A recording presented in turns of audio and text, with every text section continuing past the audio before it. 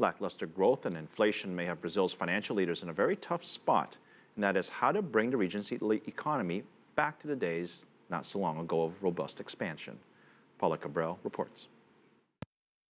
Growing consumption through the expansion of credit was key for Brazil's economic prosperity for almost a decade, but it wasn't enough to sustain growth over the last couple of years.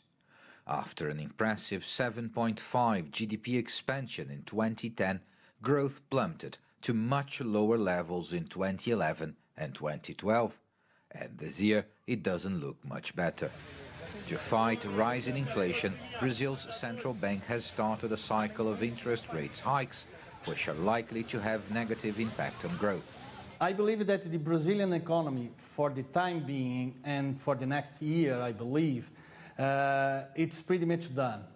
They will increase this year lower than 3% of GDP, and next year pretty much the same figure. Growing numbers of people who bought on credit are now having difficulties as the economy slows down. Celso Lima borrowed money to buy a car 2 years ago. At first, I managed to make all my repayments, but then with the growing cost of living, I started to only have money to pay the high interest charged by the bank, and the debt never reduced. Most economists say Brazil needs to boost investment in its productive sectors as the consumption-based growth strategy seems to be reaching its limits. Paulo Cabral, CCTV, São Paulo.